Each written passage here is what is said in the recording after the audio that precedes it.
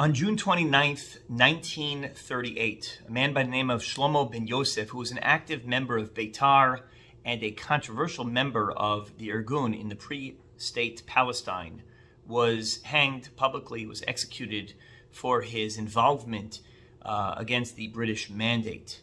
The events followed a significant amount of prayers, of public petitioning of the government, world leaders gathering all around to try to stop this execution. And the event was significant for two reasons. Number one, it was the first time a Hebrew was executed by a foreign regime on the land of Israel since the time of Roman occupation nearly 2,000 years prior. But it was also significant because it expressed the notion that prayer, that calling out to God, had been rejected. At the time, Rav Yaakov Moshe Charlap Zatzal penned a letter, and he wrote those words. He said, "Why was it? Madua sasam tfilas senu? Why were our prayers ignored?" Echoing the pasuk in Eicha Gam ki ezak vashavea sasam tfilasi. Even though I cry out, my prayer has been silenced. And we often feel this way. We often feel that we petition, we pray, we participate in mass Tehillim gatherings. We're parts of hundreds of thousands of people on a Tehillim group, on a WhatsApp chat, and all of a sudden we get the horrible news. Sasam tfilasi, God ignores our prayers. But that is a lie. It's not true. The pasuk tells us in Tehillim, Sima dimasi b'noadecha, that God takes every prayer, He takes every teardrop, and He holds it in a flask, and we echo this sentiment on Yom Kippur. B'noad chaliyot. The Gemara tells us in Shabbos, the Gemara in Sanhedrin as well, that this in fact was what happened on Tisha B'Av. We thought we were crying a bechia l'chinam, and Hashem says, I'll show you what a bechia is. I'll show you what a cry is. The night became an evening of mourning, an evening of tears, because HaKadosh Baruch Hu told us He cannot ignore tears.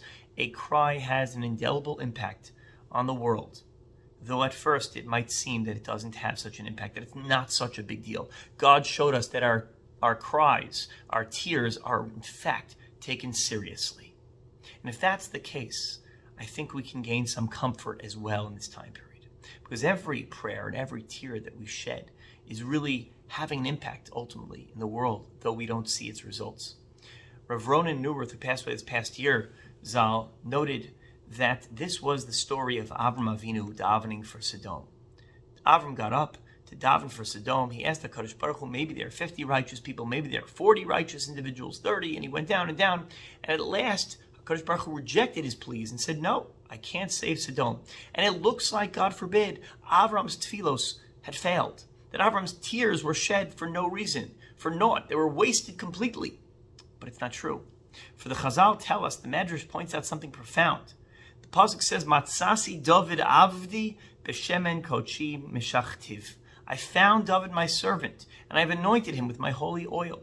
Am Rabbi Yitzchak, Matzasi David Avdi Heichem Matzasiv. Where did you find David, says the Medrash? Bistom. I found David HaMelech in Sodom. How did HaKadosh Baruch Hu find David in Sodom? Because even though it looks like Avram's prayers were wasted, it's not true. Avram prayed to save all of Sodom, and Hashem said, you know what, I can't save all of them. But He saved one man named Lot. And Lot was rescued, and Lot has children with his daughter as a result of the tragedy.